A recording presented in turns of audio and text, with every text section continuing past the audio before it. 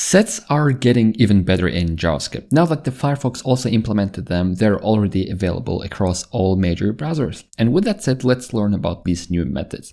So basically, the sets in JavaScript are going to be able to do all of these methods. So intersection, checking the unions, difference, and so on. But first, if you don't know about sets, what is a set actually? Well, it's very similar to array in JavaScript, but the fact that sets don't allow duplicates within the array.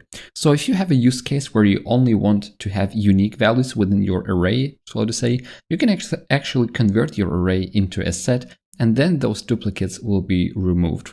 This can be used for many different cases, depending on your application. So for example, if we have this kind of a list, like this here, apple, pear, carrot, and so on, if you convert it to a set, the set is only going to contain the unique values. So the second apple, for example, here, number 5, is going to be removed. This is very useful, and many people actually forget that JavaScript has sets and do a lot of manipulations on arrays themselves. What's even cooler is that sets now have these new methods that we can use. So first of all, we can now have a union of two sets, meaning we can actually combine set 1 and set 2. And what's going to look like if we combine set 1 with set 2 is we're going to have a union of them. While having a union, we're still going to remove all the duplicates, meaning the union is still going to be unique. For example, in set 1 we had banana, and in set 2 we also had banana. And when we do a union, we're still going to have only one banana there, not two. So it's not array concatenation, we're having a union of two values, just the way you would do with database queries. All right, let's go further and see the intersection. So the intersection is basically the opposite of the union. So if we do set1 dot intersection set2, it's going to return an intersection set value, and it's basically going to return these values. So this is set1 and set2, and the return value is going to be banana, plum, and that's it, because these two values occur in both sets. All right, then the next difference, or the next method, is called symmetric difference. What symmetric difference does, and this is how you call it actually, dot symmetric difference, and you pass the second set, is it's basically going to tell you which values have the differences. So, or what the difference is between two sets. For example, apple is here, but it's not here. For example, pear is in set 1, but it's not in set 2.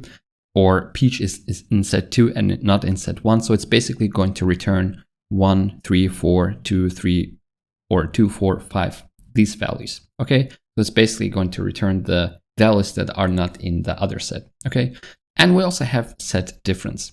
You can also operate it on, or call this method on separate sets separately.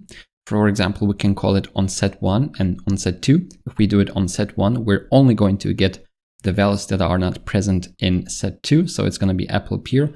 And if we do it on the side of the set 2, we're only going to get peach, celery, and apricots and not the values from the other set. So it's basically to separate two use cases.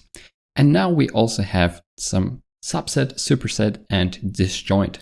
And be careful, because these ones are not going to return a set, but they're going to return a Boolean value.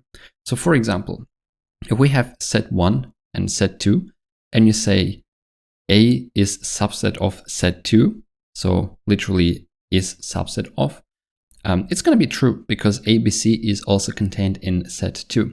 If you say that set 2 is a superset of set 1, meaning it's kind of a parent that ABC is included in set 2, this is also true. All right.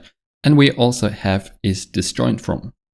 So this is where we can find out if two sets have no common elements, meaning if set 1 and set 2 are completely different, then it's going to return false. All right. So this is pretty much it. Just wanted to make a quick video so that you are up to date with all the advancements in JavaScript. If you liked it, smash like, and I'll see you in the next video. Goodbye.